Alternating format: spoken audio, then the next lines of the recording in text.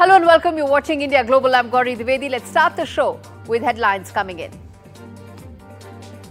First up, 104 Indians who illegally entered the US have been deported back. Massive political row has erupted over this as opposition accuses the centre of failing to protect Indians. External Affairs Minister Jaishankar makes a statement on the floor of the House, says we'll ensure those returned are not mistreated. It's the final straw as Bangladesh protesters torch Bongo Bandhu Sheikh Mujibur Rahman's house. Former Prime Minister Sheikh Hasina says can demolish a building but not history. Israeli Prime Minister Benjamin Netanyahu backs Donald Trump's Gaza takeover. Trump officials try to walk back on the Gaza Riviera plan. Indian origin prodigy Akash Baba joins Musk's doge. He is the 22-year-old prodigy who joins Elon Musk's new Department of Government Efficiency to trim down the mega US government machinery. First one-day international kicks off between India and England at Nagpur. Virat Kohli misses out due to an injury. This is the last series for India before the ICC Champions Trophy.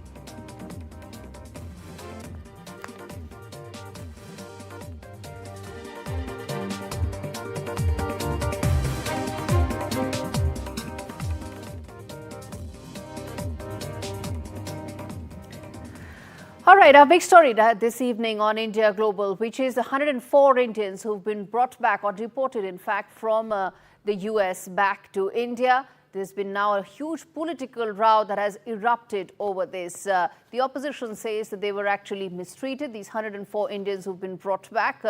Reports emerged, and in fact, videos emerged of those on that plane, on that military aircraft, in fact, being shackled and being what opposition says is actually mistreatment. This isn't going to go down here. It's going to only escalate, given the fact that there are reports suggest 18,000 Indians who are set to be deported back to the US because they entered US illegally. Now, where does this go from here on? Is the government going to put in place a certain framework? And also this comes in ahead of a very crucial Modi-Trump meeting that is set to take place in Washington, D.C. next week. Before we talk on all of that, listen in to first External Affairs Minister Dr. Jaishankar making a statement on the floor of the House on the issue. I rise to apprise the House of certain developments pertaining to deportation of Indians from the USA. Honorable members are aware that people-to-people exchanges constitute the bedrock of our deepening ties with the United States. Indeed, more than any other relationship, mobility and migration has had a key role to play in enhancing its quality. Sir, the House would also share the view of the government that it is in our collective interest to encourage legal mobility and discourage illegal movement. In fact, illegal mobility and migration has many other associated activities also of an illegal nature. Moreover, those of our citizens who have been inveigled into illegal movement themselves become prey to other crimes. They are trapped into both moving and working under inhumane conditions. Members are aware that unfortunately there have even been fatalities in the course of such illegal migration.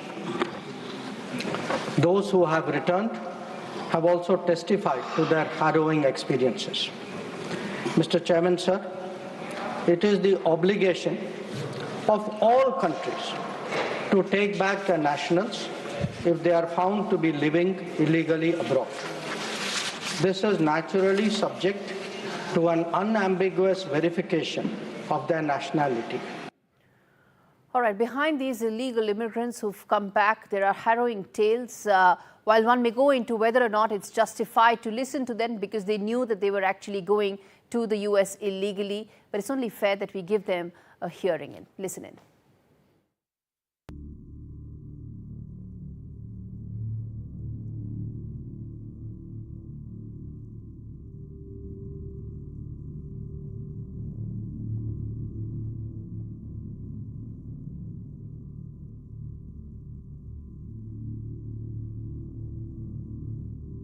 ਉਹਨਾਂ ਨੇ ਸਾਨੂੰ plain 'ਚ ਬਹਾਲਤਾ ਤੇ ਥੋੜਾ ਚੱਲਣ ਤੋਂ ਬਾਅਦ ਜਦੋਂ ਅਗਲੇ ਪਾਸੇ ਸਟੇ ਹੋਈ ਅਸੀਂ ਸੋਚਿਆ ਵੀ ਦੂਜੀ ਚੌਂਕੀ 'ਚ ਜਾਂ ਮੰਨ ਲਓ ਵੀ ਕੈਂਪ 'ਚ ਲੈ ਕੇ ਚੱਲੇ ਤੇ ਬਾਅਦ 'ਚ ਉਹਨਾਂ ਜਿਹੜਾ ਪੁਲਿਸ ਅਫਸਰ ਸੀ ਉਹਨਾਂ ਦੱਸਿਆ ਵੀ ਤੁਸੀਂ ਇੰਡੀਆ ਜਾ ਰਹੇ ਸਾਨੂੰ ਪ੍ਰੋਪਰ ਹੱਥ ਘੜੀਆਂ ਲੱਗੀਆਂ ਪੈਰਾਂ ਨੂੰ ਬੇੜੀਆਂ ਸਾਰਾ ਹਾਂਜੀ ਜੋ ਅਸੀਂ ਤੇ ਏਜੰਟ ਨੂੰ ਦਿੰਦੇ ਆ ਕੁਝ ਆਪਣੀ ਕਿਸਮਤ ਨੂੰ ਪੁਲਿਸ ਵਾਲਿਆਂ ਨੇ ਚੱਕ ਲਿਆ ਉਤੋਂ ਆਰਮੀ ਵਾਲਿਆਂ ਨੇ ਫਿਰ ਉਹਨਾਂ ਨੇ 14 ਦਿਨ ਸਾਨੂੰ ਜੇਲ੍ਹ 'ਚ ਹੀ ਰੱਖਿਆ ਨਾ ਕਮਰੇ 'ਚੋਂ ਬਾਹਰ ਕੱਢਿਆ ਨਾ ਸਾਨੂੰ ਮਤਲਬ ਸੂਰਜ ਦੀ ਹਵਾ ਨਾ ਪਾਣੀ ਕੁਛ ਨਹੀਂ ਮਿਲਿਆ ਸਾਨੂੰ ਕਮਰੇ ਦੇ ਉੱਥੇ ਕੈਦ ਕਰਕੇ ਰੱਖਿਆ ਅਸੀਂ ਤਾਂ ਹਲੇ ਭਾਜੀ ਇਕੱਲੇ ਅੱਜ 104 ਬੰਦੇ ਡਿਪੋਰਟ ਹੋ ਕੇ ਆਏ ਆ ਆਪਣੇ ਉੱਥੇ ਹਜ਼ਾਰਾਂ ਭਾਜੀ ਪੰਜਾਬੀ ਮੁੰਡੇ ਨੇ ਫੈਮਲੀਆਂ ਨੇ ਬੱਚੇ ਵਾਲੇ ਨੇ ਉਹ ਸਾਰੇ ਭਾਜੀ ਡਿਪੋਰਟ ਹੀ ਆ ਹੌਲੀ ਹੌਲੀ ਸਾਰੇ ਆ ਰਹੇ ਨੇ ਕਿ ਹੱਥ ਅੱਗੇ ਬੇਇੱਜ਼ਤੀ ਆ ਭਾਜੀ ਕੋਈ ਅੰਟਾ ਤਾਂ ਕਹਿ ਕੇ 2 ਨੰਬਰ 'ਚ ਨਾ ਭਾਜੀ ਕਿਸੇ ਪਾਸੇ ਜਾਓ ਭਾਜੀ ਇੱਥੇ ਖਾ ਲਓ ਥੋੜ੍ਹੀ ਖਾ ਲਓ ਕਿਤੇ ਧੱਕੇ ਨਾ ਚਲੋ ਭਾਜੀ ਨਾ ਖਾਣ ਨੂੰ ਮਿਲਦਾ ਨਾ ਕੁਛ ਉੱਥੇ ਕੁਛ ਤੁਹਾਡੀ ਸੇਫਟੀ ਰੱਖਦੇ ਆ ਬੰਦੇ ਨੂੰ 2 ਨੰਬਰ 'ਚ ਨਾ ਪਾਇਆ ਜਾਵੇ ਜੇ ਪਾਉਣਾ ਹੋਵੇ ਤਾਂ 1 ਨੰਬਰ ਦੇ ਵਿੱਚ ਬੰਦੇ ਨੂੰ ਘੱਲਿਆ ਜਾਵੇ ਕਿ 2 ਨੰਬਰ ਦੇ ਵਿੱਚ ਨਾ ਘੱਲਿਆ ਜਾਵੇ ਕਿ ਜਿਹੜੀ ਮਤਲਬ ਕਿ ਇਹਦੀ ਜ਼ਿੰਦਗੀ ਨਾਲ ਖਿਲਵਾੜ ਨਾ ਹੋਏਗਾ Okay, those were some of those deputies making a case that they could have been treated better, while the larger issue does remain the same, which is that what does India and the US do together? They need to work this out together, the governments of both US and India, given the fact that we are talking of large numbers and also possibly more than one such deportation flight. All right, my colleague Mohammad Ghazali joins me to give us the very latest on this. This is an important issue, Ghazali, one that really impacts the US-India relationship as well. Talk to us about, you've been talking to your sources within the government. What are they likely to do about this? See, this should not come as a surprise that illegal immigrants identified as Indian nationals have been deported from there, because this was going on for quite some time. Dr. Jaishankar attended the swearing-in ceremony of Mr. Trump, and even before the swearing-in ceremony, he had paid another visit in December as well, and he had met the then officials, the incoming Trump officials from National Security Advisor or the Secretary of State. And this immigration or illegal immigrants, this issue was discussed back then. What we are being told that even these 104 people who have been deported from United States, their list was vetted through the Indian agencies, call it the embassy there or the extended arm of the External Affairs Ministry over there. They were kept in the loop. They were told about it, that these are the deportees or these are the people who are the illegal immigrants who have to be sent back. And India's position, if you know, Dr. Jaishankar, after attending the inaugural ceremony of Mr. Trump, had clearly said in that press briefing that India's stand on illegal immigration is very clear. World is a global workplace. We encourage Indians, the mobility of people. We encourage that people should go out, seize maximum work opportunities, but we will never support or encourage any kind of illegal immigration or allow our people or back them to go with illegal documents and settle in any other country. And as far as the numbers are concerned, as you rightly pointed out, 18,000 is the number which has been identified by the US authorities. Even that has been conveyed to their Indian counterparts. But Indian External Affairs Minister today clearly outlined India's stand on immigration issue in the parliament as well. And obviously it looks very damning that Indian nationals who were deported from there were chained while boarding the plane. Even some of them who spoke to the media after landing here, they complained that how they were not allowed to get themselves out of those shackles even while using loo or whatever. So that is something Dr. Jaishankar said this is not the first time that these people are getting deported. Also, this is not the first time that this scene has emerged earlier. Even the military aircraft that we have all been reporting for the last 2-3 days, that this is the first time US has sent military aircraft to deport Indians. As far as our External Affairs Minister in the Parliament is concerned, he said clearly this has happened even in the past. Yeah, he has said several times this has happened in the past. But I guess now this issue, its larger overtone and the overhang of that on the relationship is going to be very different. Thanks much, Mohammad Ghazali, for breaking that down for us. All right, viewers, we now take this up with our guest joining me this evening. And in fact, let me put out those big questions for our viewers to really know the context of why we are discussing this. First thing, will Prime Minister Modi take up the issue in his visit? He is set to be in the US from the 12th to the 14th of February. How will India tackle the illegal immigration issue? It's a major issue. India is the third largest country from an illegal immigrant point of view after Mexico and El Salvador. We need to find answers. The third question, how will the new law protect Indians abroad? Is it going to do that? Because, it's a complex issue. Indians, when they go overseas, the first thing they do is, if you want to be a refugee or an asylum seeker, you have to tear out your Indian passport and such details. You've got to do all of that. So how will that pan out remains to be seen. And the last question that we're putting out is that, well, at the end of the day, a lot comes down to the bonhomie between the two leaders. That's Modi and Trump. How will they sort out thorny issues because of the rapport that they have between them? All right, let's get in Ambassador Manju Seth on this to talk about, well, how this looks right now. The optics one can discuss, and one has talked about that. Madam Seth, is not great. The fact that you have these Indians being deported in a military aircraft looking the way they do, politicized the issue has already become. But talk to us about the contours of this conversation that we're having right now. Coming at a time when Donald Trump is very certain that this is the premise of his administration's work, isn't it? How will we deal with this going forward, and what should be our responses? I think there are two issues on this. One is illegal immigration, and India cannot and does not support illegal immigration. And if they are identified as Indians, I think we have no option but to accept them. And as far as this treatment is concerned, that was in all these videos that were put out even officially by the Americans, I think this is something which should not have been done to this extent. But I feel, my view is that this is being done almost deliberately as a messaging to all other illegal immigrants in India. If you come illegally, this is what will happen to you. I think this could be one of the reasons why they have done this. Otherwise, they have been sent back in the past also by military plane also, as you very rightly said. And if they are illegal and if they are Indian, we are duty bound to accept them. But yes, we will take up, I'm sure our Prime Minister will take this issue of inhumane treatment. We're not saying that don't deport them, but I think deport them. So how do we address that? How do we address this issue of inhumane treatment? You're right about the fact that deportation flights happen, and they probably will happen going forward as well. Because, we talk about large numbers, but it's the treatment, the tonality of that we rightfully are objecting to. Because at the end of the day, you've got to have a humane approach to an issue, even if it means breaking the law. Absolutely. And I think, but I feel it could also be this kind. One is, of course, as I said, messaging. And also because I think these people are so desperate, the illegal immigrants from India. They've put their whole life savings and they've taken huge loans. They put their land on, either sold it or put it on, like girvi kind of thing. They've kept it in a place of, getting money. So they are really desperate. Yeah. So they could try and sabotage their move coming back to India. They could try and sabotage and say, they might fight with each other. Not all of them.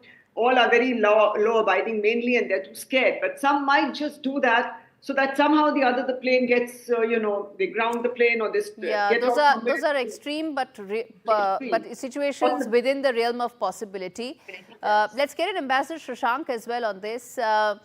Sir, the view is very clear. You break the law, you've got to face the consequences. There's absolutely nothing that is grey about it. And that's pretty much the situation here as well. But do you think, in your assessment, while Donald Trump is trying to send out a message to all illegal immigrants in the US, it could have been dealt better? Well, there are a few things which one should keep in mind, that this is a domestic political issue in the United States. That Donald Trump has been saying repeatedly that the Democrats were encouraging illegal migration and adding them to the voters list illegally by saying that if they went by postal ballots, they wouldn't have to show any identity documents. So this is a major political issue in the United States. But as has been mentioned by the Minister of External Affairs, since 2012, there is this policy of the United States to restrain the deportees when they are being sent back. Now, whether the military plane has to be used or whatever else, that is a decision to be taken by the American government. Yes. Some of the neighboring countries have objected to it. But the point is that you are getting your people back. In what way? I mean, we have also used sometimes the Navy ships or military planes to get back our people from war zones. Then Ambassador Shashank, I want to ask you that is this now going to be the new normal when it comes to the US-India relationship in the context of immigration only? No, I don't know what you mean by new normal. You mean that we'll continue to send illegal migrants to USA? And no, I mean USA that this is going to be the template in which Trump's administration is going to crack down on illegal immigrants, even if the optics are bad, even if it's with a country that it has great friendly ties with. I think, Gauri, you have got it totally wrong. There are 5 million Indians living in the United States, people of Indian origin or Indians. They are making huge contribution to the American economy. They are all legals. There are supposed to be some illegals. They may have been duped by various agents, whether in the US, Canada, Mexico, elsewhere, or in India. So action needs to be taken first against them. These people, I do not know whether they entered USA legally and later on became illegal, or they entered illegally only and they have been involved in criminal activities. So each case is totally different, will be examined, would have been examined by the Americans on the merits of the situation. And I agree with you that yes, a humane view needs to be taken, but I don't think that the way, if they entered illegally, then I do not know whether they were being treated much better by the people who led them there in small boats or in containers on trucks, or being pushed into jungles and things of that kind. So I do not know. So each case would be different. And I think that we need to be sympathetic to these people and try to see how best we can help them and the society can help them to get back on their feet and get back a kind of a remunerative employment or create their own employment.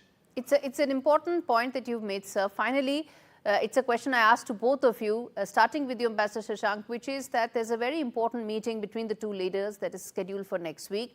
Do you expect this issue to come up in that meeting? I think the two leaders are meeting because they are old friends, number one. Secondly, there were some misunderstandings because Prime Minister went there just before the elections and Donald Trump wanted to meet him, which unfortunately could not take place because Prime Minister Modi was there on the invitation of the incumbent president at that time. So therefore, he could not undertake private obligations there. Third is that we will have to see how best we further strengthen our relationship, whether it's trade, security, or bilateral in many other sectors. And I'm quite sure that there are huge potential for this. President Trump has been extremely upbeat about looking after the relationship with Modi. So yes. I think there's a rare opportunity with us and we should really take full advantage of it. Absolutely, indeed. Quick closing comments from you. Manju, say it, please. See, the relationship is important for the US also, it's important for India. And I don't think this issue will be allowed to sabotage the relationship. Yes, there might be a temporary issue between the leaders, and I think they will discuss it. But of course, as you know, it's an illegal immigrant, but we are trying to increase the legal immigration. We will take that issue up and also talk with them about, about humane treatment for these detainees and others, and also increase the H-1B visas and other legal means of migration into the US. All right, we'll leave it there. Thanks much, both of you, for really decoding that issue. It's very important, but as the experts have been saying, it's not going to derail, hijack, or impact the larger India-US relationship, which continues to be on that upward trajectory. All right, on that note, we slip into a very short break. We come back with lots more news on the other side. Stay with us.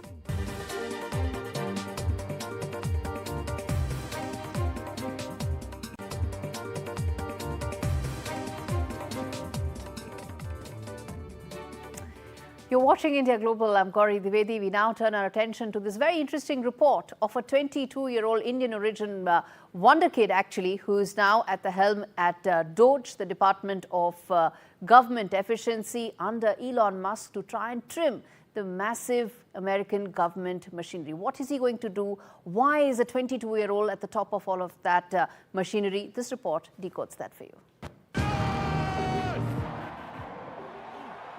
In a move that's sending shockwaves through Washington, Elon Musk's Department of Government Efficiency, or DOGE, has hired a fresh-faced team of young engineers with some barely out of college. At the helm is 22-year-old Akash Boba, a University of California, Berkeley graduate who gained viral fame for his coding genius when he saved his class project by rewriting an entire code base overnight, earning top marks.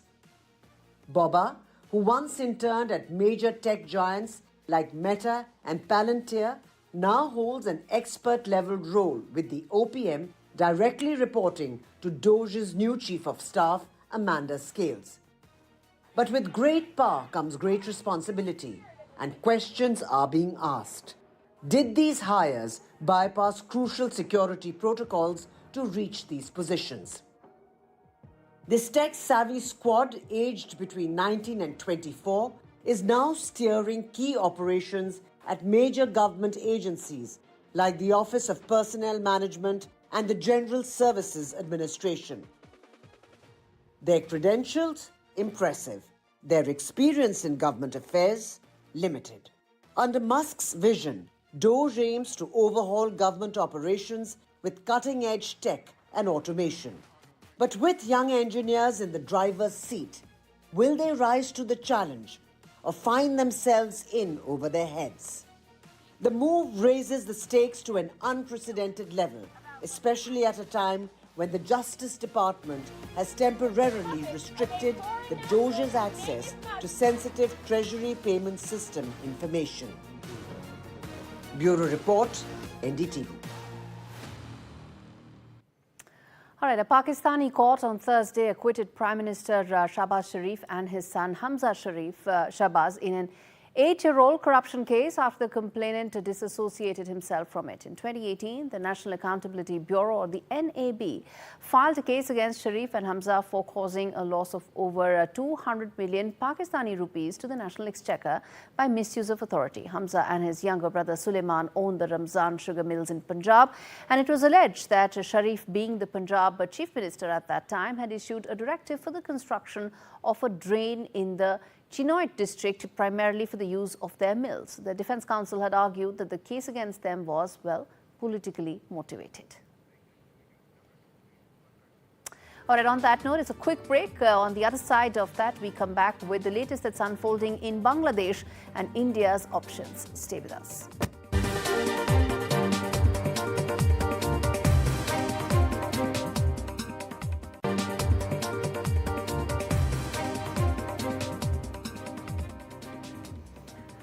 You're watching India Global. We now turn our attention to the disturbing news coming in from Bangladesh. Well, the viewers, we are saying it for a reason, that Bangladesh is on fire. Dhaka is on fire. Well, what's happened is that there's now a group of protesters who've now come and further attacked whatever is remaining of Bongo Bandhu Sheikh Mujibur Rahman's legacy in Bangladesh. His ancestral house, the house where he lived, has all been, earlier it was burnt down. The museum of Bongo Bandhu was burnt down earlier, and now his ancestral house has also been taken down completely, all while Sheikh Hasina was trying to address Bangladesh virtually. So there's a message that's happening here. Listen in to Sheikh Hasina. We come back and talk more. আমি তো আমার নিজের জন্য কিছু করতে যাইনি, একমাত্র 32 নম্বর বাড়িটা সেটাও তো আমি জনগণকে দান করে দিয়েছি, আমরা দুই বোন। হ্যাঁ, জাতির পিতা পরিবারের নিরাপত্তা দেওয়ার জন্য একটা আইন করা হয়েছিল, সেই সূত্রে একটা বাড়ি রেহানাকে থাকতে দেওয়া হয়েছিল। আর আমার স্বামী, তিনিও চাকরিজীবী নিউক্লিয়ার সায়েন্টিস্ট ছিলেন, তার একটা বাড়ি 5 নম্বরে, যেটা জয়পুরের। আজকে সেই বাড়িও পুড়িয়ে দেওয়া হয়েছে। আমাদের মুক্তিযুদ্ধের ইতিহাস, আমাদের গৌরবের ইতিহাস, আমাদের বিজয়ের ইতিহাস, এই ইতিহাসকে মুছে ফেলতে পারবে না। আমি জানি এটা মুছে ফেলার চেষ্টা হচ্ছে, সংবিধানকে ধ্বংস করা, জাতীয় পতাকা ধ্বংস করা, অনেক চেষ্টাই করা হয়েছে, কিন্তু লাখো শহীদের রক্তের বিনিময়ে যে পতাকা পেয়েছি, যে সংবিধান পেয়েছি, যে স্বাধীনতা পেয়েছি, তা ওই কয়েকজন বুলডোজার দিয়ে ভেঙে গুড়িয়ে দেবে এ শক্তি তাদের হয়নি এখনো। You heard Sheikh Hasina there. She was trying to speak to the people of Bangladesh, And to send a message, to drive a point home, the house of her father, or in fact father of Bangladesh, was completely destroyed. What you're seeing on your screens, viewers, are those images of complete vandalism. It's very fair to say that Mujibism is now pretty much dead in Bangladesh. What's the future like for Dhaka? What's the future like under Yunus's government? Well, no one knows, because law and order and machinery of the state stood in complete silence when all this was happening. Let's put out those big questions that we are putting out, and we will put out to our panelists in just a short while, about what happens to Bangladesh from here on. The big questions, well, first, after Mujibur Rahman's house was torched, is this erasure of Bangladesh's history? Has the law and order machinery completely collapsed in Dhaka, in Bangladesh? And is this political witch hunt that's taking place and continuing against Awami League? And lastly, how will, if at all, Mohammad Yunus will address this violence? What is his answer to this? Because the apparatus, the state apparatus, has been completely compromised. Let's get in my colleague Saurabh Gupta, who's joining me live to talk to us about, well, those disturbing visuals. Saurabh, you've been working up the phones. Talk to us about what your sources are telling you about how it's unraveling and continues to unravel, really, in Dhaka.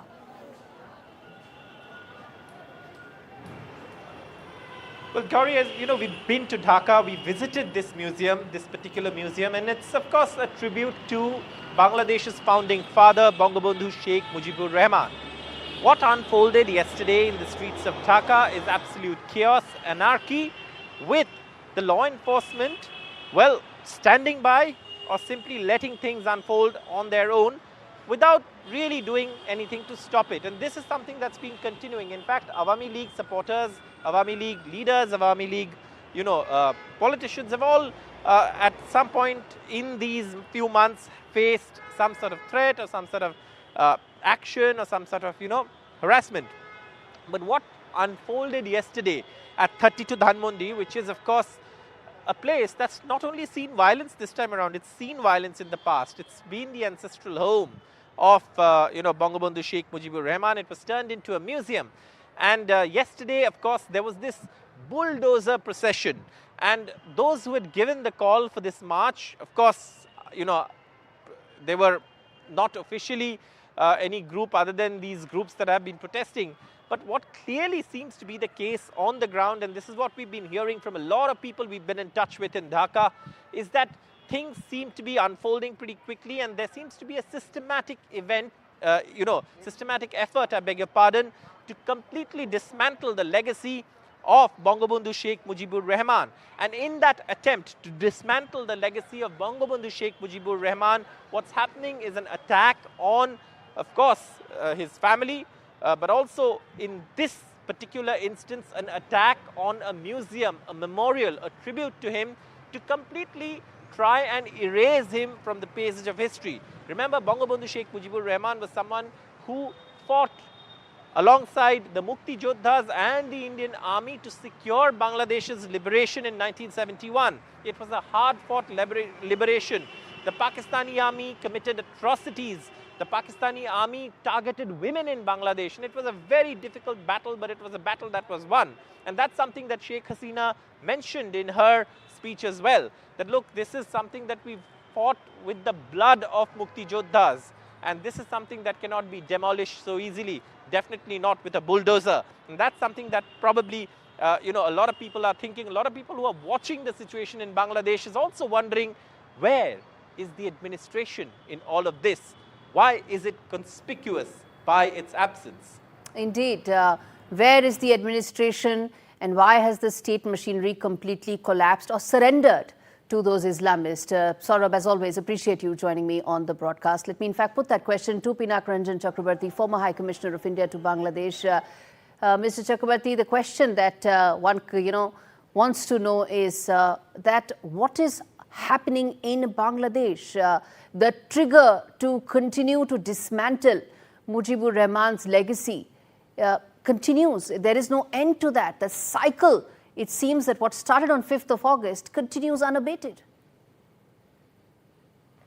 Yes, unfortunately, yes. And what we are seeing today is basically, a joint effort by Professor Mohammad Yunus and his supporters to erase, or as he himself said, to press the reset button in terms of rewriting history or whatever they wish to do.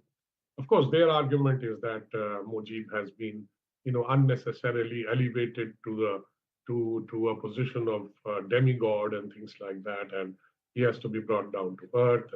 But unfortunately, that's all very well. I mean, history can be written, rewritten, etc.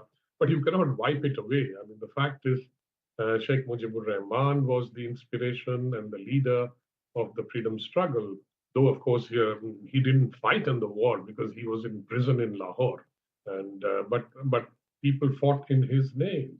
And this number 32, the house, is where he lived and where he was assassinated, and then it was turned into a museum.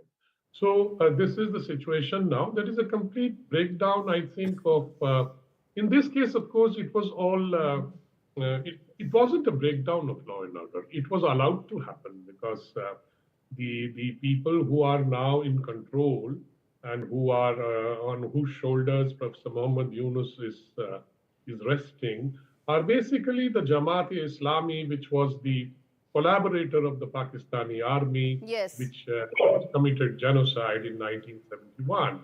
Today, they are basically fighting back in the sense that, and since hate has become the central driving force of politics or whatever politics is left in Bangladesh, Yes. this was expected because the Jamaat-e-Islami has a visceral hatred for Hasina and the Awami League, because Hasina had formed the tribunal which convicted all their leaders, the Jamaati leaders who were complicit in the Exactly. genocide of one, and they were hanged.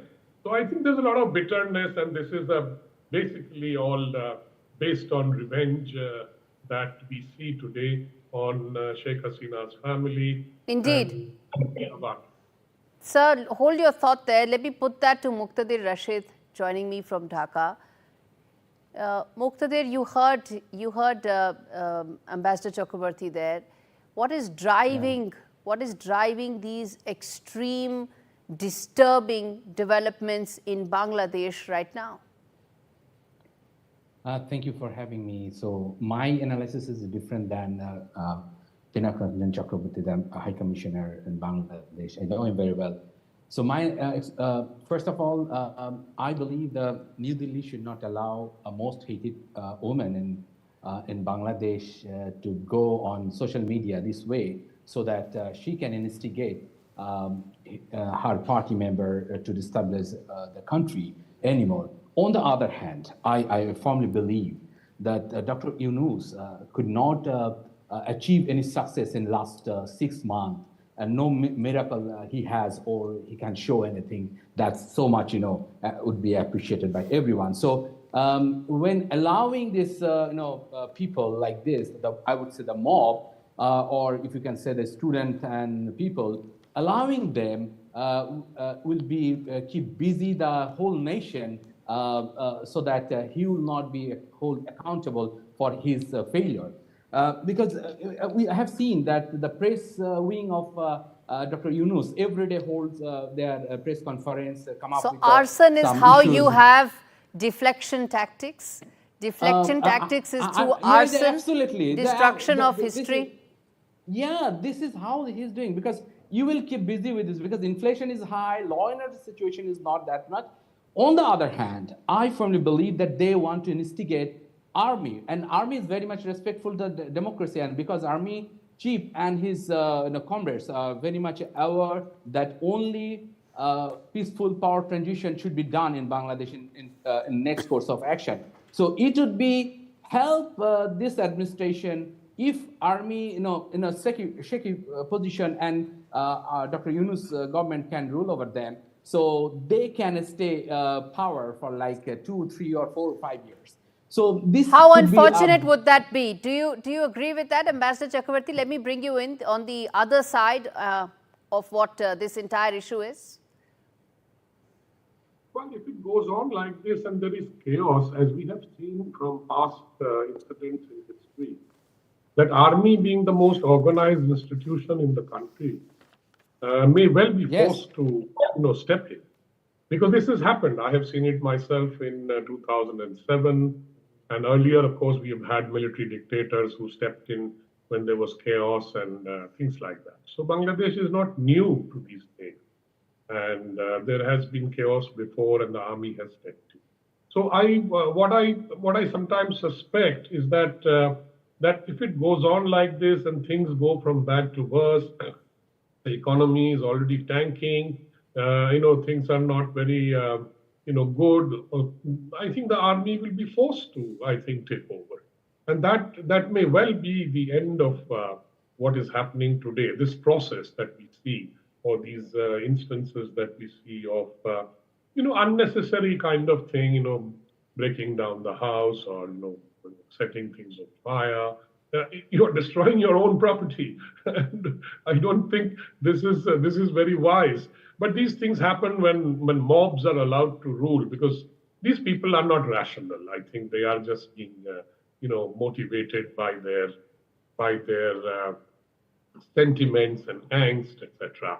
But this is not the way that Bangladesh should be going. I am very, very depressed and sorry that this is happening, because I have seen a much better Bangladesh and an economically, progressing prosperous, Bangladesh. economically prosperous, progressive, secular, following the constitution. All of that has completely ended.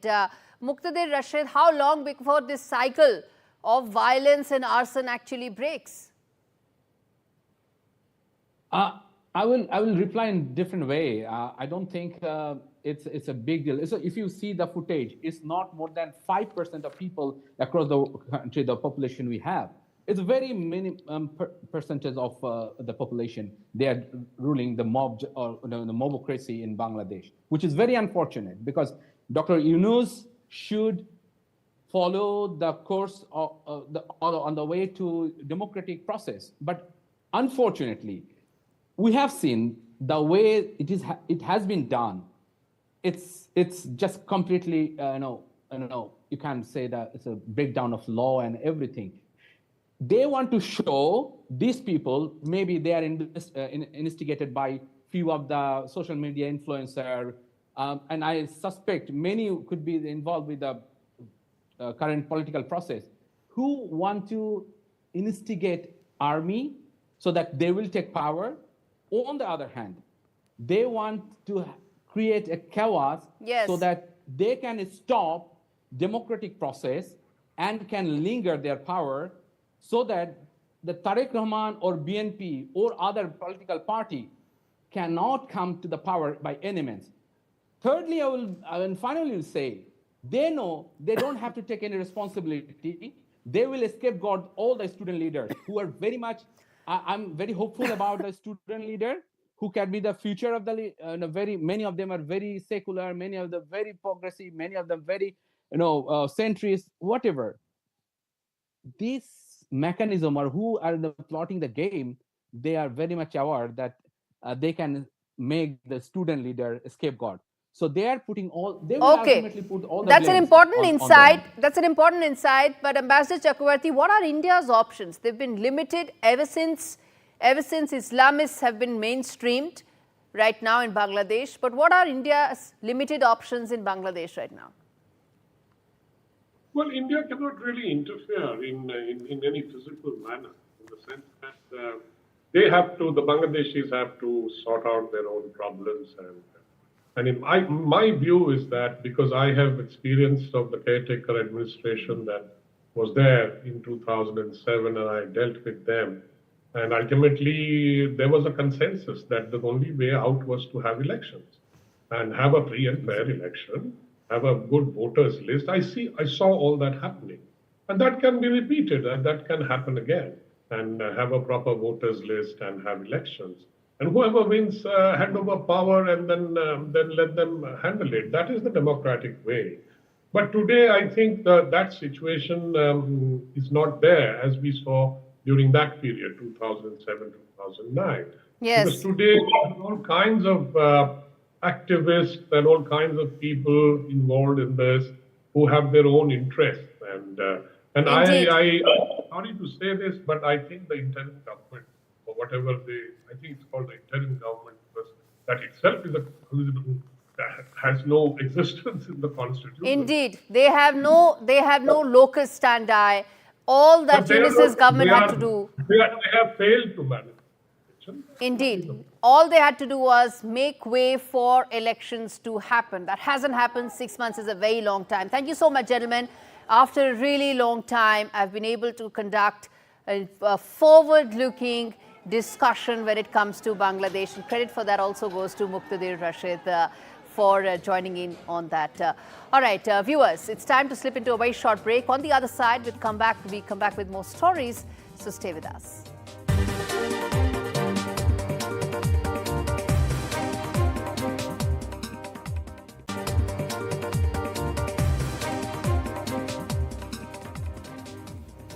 Welcome back. You're watching India Global. We now turn our attention to some important stories coming in. First up, Israeli Prime Minister Benjamin Netanyahu has backed President Trump's proposal for the US to take over Gaza, as his defense minister instructed the Israeli military to draw up a plan that would enable the voluntary departure of Palestinian residents in Gaza. Trump announced on Tuesday at a joint press conference with Netanyahu a plan for the US to take long-term ownership of Gaza, relocate its residents to neighboring countries, and redevelop the Palestinian territory into what he described as the Riviera of the Middle East. The proposal raises questions of whether Palestinians could forcibly be removed from their home and breaks with decades of US foreign policy, which has long emphasized for a two-state solution for Israel and Palestine. Meanwhile, Israeli Defense Minister has ordered the army to prepare a plan to allow the voluntary departure of residents, saying those who have opposed Israel's military operations in Gaza should take in the Palestinians. Shifting focus now, amidst global outrage, top US officials are now trying to walk back and soften the elements of President Trump's proposal to take over Gaza and displace Palestinians out of the territory, insisting that he had not committed to using US troops to clear the territory and that any relocation of Palestinians would be only temporary. Less than 24 hours after Trump floated the plan, top administration officials sought to soften it. Secretary of State Marco Rubio twice suggested that President Trump was only proposing to clear out and rebuild Gaza, not claim indefinite possession of the territory. Similarly, at the White House, the press secretary said the president has not committed to putting boots on the ground in Gaza, though she did not specify how the US would take control of the territory without using military force. President Trump's proposal for a US takeover of Gaza was met with anger and blunt rejection from regional allies, delight from Israel's far right, and a warning from the head of the UN. The Secretary General Antonio Guterres condemned the proposal at a UN meeting after the US president said he wanted to own Gaza and resettle its Palestinian residents elsewhere. President Trump has proposed for the US to take over war-ravaged Gaza and resettle Palestinians elsewhere. The comments have drawn global condemnation around the issue. Let's listen in. In the search for solutions, we must not make the problem worse. It is vital to stay true to the bedrock of international law. It is essential to avoid any form of ethnic cleansing. We must reaffirm the two-state solution. Any durable peace will require tangible, irreversible, and permanent progress toward the two-state solution, an end to the occupation, and the establishment of an independent Palestinian state with Gaza as an integral part. Australia has introduced strict laws to combat hate crimes, introducing mandatory minimum sentences for a range of terrorism offences and displaying hate symbols following a spate of anti-Semitic attacks in Sydney and Melbourne. The new laws passed on Thursday toughen punishment for hate crimes, including minimum 6-year prison sentences for terrorism offences and at least 12-month sentences for less serious hate crimes, such as giving a Nazi salute in public. The legislation also creates new offences for threatening force or violence against targeted groups and people based on their sexual orientation, gender identity, disability, religion, or ethnicity. Turning our attention to Iran, where a daring protest in Iran's second largest city, Mashhad, has gone viral after a woman was filmed stripping naked and jumping onto a police car. The shocking footage shared on social media shows the woman yelling at armed officers as she stands on the hood of the car in the crowded streets. She then climbed onto the windshield, making a defiant gesture. Despite attempts by officers to get her down, she refuses to move, even as one officer reaches into the vehicle, reportedly for a weapon. While the exact motivation behind her actions is unclear, reports on social media suggest that she was protesting Iran's increasingly oppressive clothing laws when it comes to women. The image of this Iranian woman's bold resistance has echoed through the streets, challenging Tehran's oppressive laws with the weight of 1,000 screams. The morality police may think they can silence women's rights with force and humiliation, but the courage of these women who rise up despite brutal retaliation will never be smothered. Every protest, every act of rebellion is a torch in the dark, showing the world that no tyranny can hold back the fight for freedom. Women in Iran are not just fighting for a change in dress code, they are fighting for their right to exist as equals in the society. Turning attention to the latest in climate, climate change is here and how. Last month was the world's warmest January on record, raising further questions about the pace of climate change. Scientists say that January 2025 had been expected to be slightly cooler than January 2024 because of a shift away from natural weather patterns in the Pacific known as El Nino. But instead, last month broke the record of January 2024 by nearly 0.1 degrees centigrade, according to the European Copernicus Climate Service. The world's warning is due to emissions of planet-heating gases from human activities, mainly the burning of fossil fuels. But scientists say they cannot fully explain why last month was so particularly hot around the world. All right, on that note, it's a wrap on this edition of India Global. Thanks so very much for watching.